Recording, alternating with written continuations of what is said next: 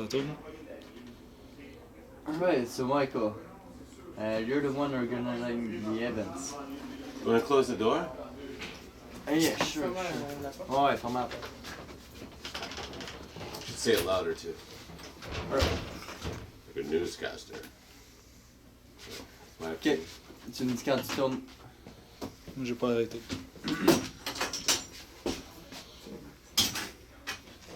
Thanks, man. Yes. Alright? Yes. Alright, so Michael, you're the one organizing the events. So why do you do the psychedelic events? Well, I wouldn't necessarily call them psychedelic. I just started it like that. Because we did a Halloween party, and the concept was rock band, electronic music, cool people, a good vibe.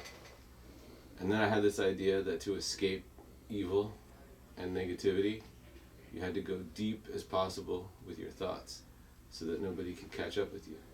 So I decided to do a psychedelic mass because I figured in the old days, hundreds of years ago, people all went to church, and the church had a lot of power, and the value system of society was a reflection of the church, as it is today a lot in the Middle East, or, you know, other places, jungles, and probably other planets. They have religions of some kind.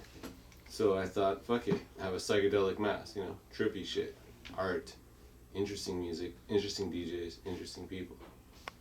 And I just think nightlife is very boring. For bands, it's just bands and beer, and then a guy plays a little music in the next band, and beer, and so forth and so on. And then some people afterwards go do cocaine at an after party, and that's it. And I thought it would be cool to mix elements of society where people that only go to electronic dance clubs got to see bands, and people that normally only see bands got to dance and see really good DJs. All the while having the option to do art, which is good for your brain, while being intoxicated. But you're not just intoxicated on alcohol, you're intoxicated on different people, because it's not just like one homogenous scene. Like normally when you go out to nightlife, it's kind of like the same vibe, and everyone's just there like a blob of flesh. And I think the world is kind of like a blob of flesh. The suburbs is a blob of flesh, and most nightlife is a blob of flesh. So I thought to mix it up and make a collision of dimensions. I actually met the head of the Fringe Festival, and I feel like you can't call yourself the Fringe Festival because you're probably not on the fringe. You're probably just not as successful as the other shitty shit that's out there. So if you're not as successful or powerful, you say you're on the fringe. But I don't think they're on the fringe at all. I just think they're not as stylish, they're not as successful at what they do, and relatively speaking. And I told her anyway.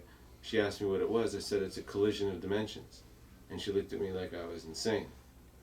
But I think it's a good concept. Collision of dimensions. To collide dimensions, like when you add vinegar to baking soda, you know, go whoosh, like that. Because you told it, like you go in a club, it's electronic music, it's a dimension. It's not the same at all as when you go at a concert and it's rock band. Yes. So you want to mix that together, make people live the same experience. In the atomic age, why should it be limited to colliding molecules to make bombs? You can collide all kinds of molecules, like people and thoughts and energy. And so I thought that would lead to a healthier, stronger society, kind of like the USA, I think, is strong, as Canada is to some degree, because it was a mix of all these different fucking people colliding. And it was exciting. And it kept things in check, you know? And I don't know, that's the collision of dimensions. So there's a collision of dimensions, but there's also the psychedelic part. At first you called them psychedelic. Well, because it involves our brains, which are hard drives, like in a computer. And so people are programmed, like I'm programmed and you're programmed to understand all these English words. Yeah, but we've been conditioned to that. Right, Conditionized right. to that. So psychedelicness is kind of like a special condition where it kind of erases and refreshes your mind screen and leaves you open to reprogram yourself. Explore more thought. Yeah, but unfortunately, most of the psychedelic scenes I go to, I have many problems because a lot of the people that throw parties sell drugs to the people at their parties on a large scale, ketamine, which isn't really psychedelic, and shit like that.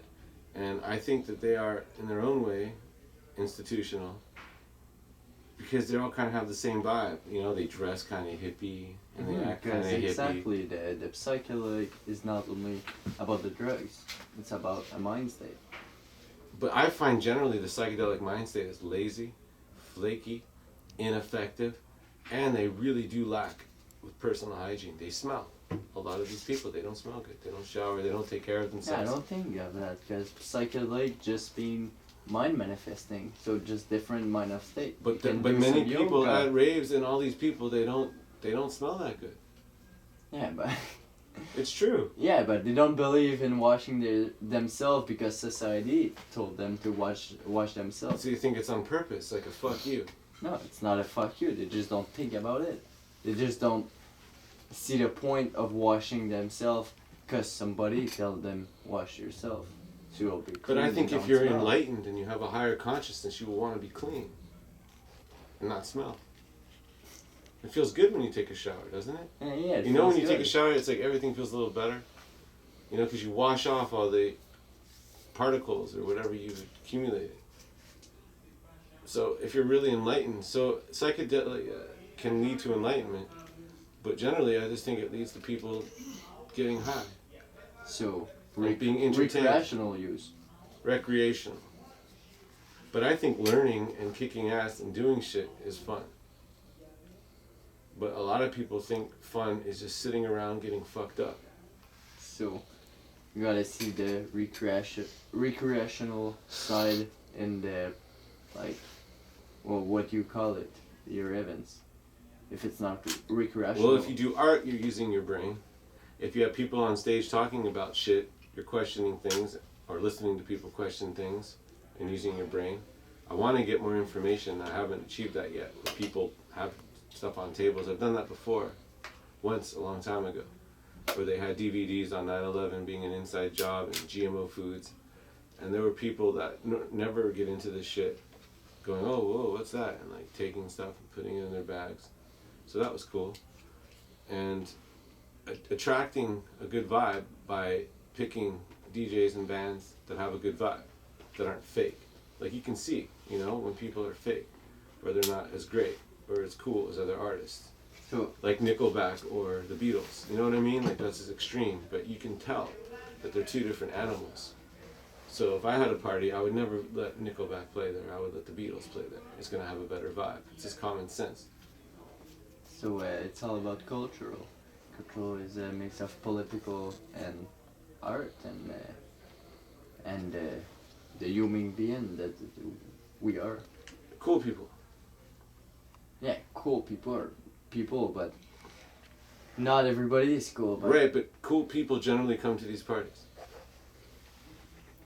They're more unique and original than your average person. Even if they are fucked up, they're still fucked up people that are more interesting and cool than your average fucked up person.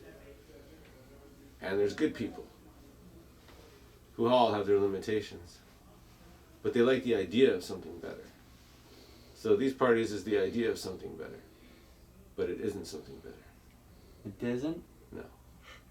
So you're not cool. No, meaning that it's not staying. It disappears like a dream. When you leave, it's over. This party is not impacting the world at all. It is. Hey, it's a thought. It's an experience. It's Yes. not material, but it's experience. But these parties might affect the world, like a fire, you know? You try to start it and it kind of... So it doesn't disappear. Right, and you have to keep doing it. And you're like, oh, let me throw that on there. Let me throw that. So that's what I'm doing, you know? What about these people? What about this band? What about this concept?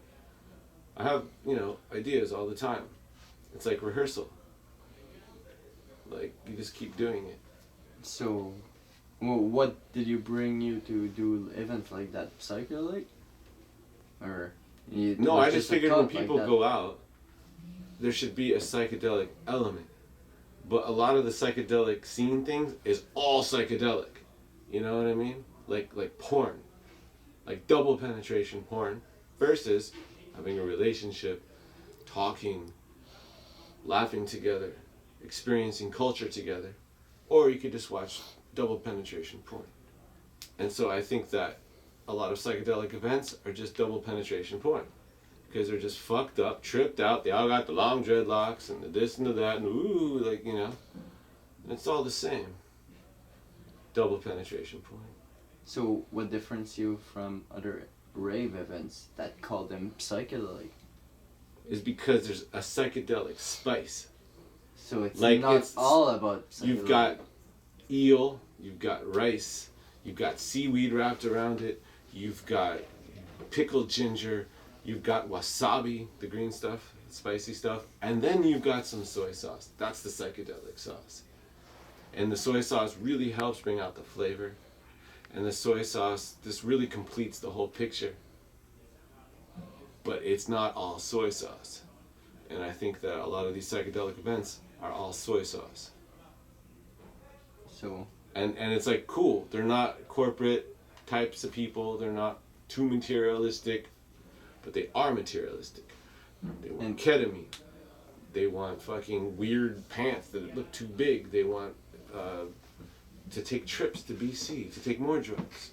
They are materialistic, but in a different way. And they do too many drugs. And they make drugs too big of a part of it, you know? Like the Beatles worked hard, and then they did drugs. And that's why they did good shit. Jimmy Page did a lot of heroin, but he worked hard, and he was a craftsman. But a lot of people take drugs and just play music, and they're very ineffective. You know? They're always doing cocaine and whatever else. And I don't know. I just think drugs should be the soy sauce, and the psychedelic mindset should be the soy sauce. Magic mushrooms, for example. Most people, they trip a normal trip, right? I think it's good to take a little bit of magic mushroom, like maybe, you know, a quarter of a gram. Nothing. And you take it and you feel it a bit, but you still have control of your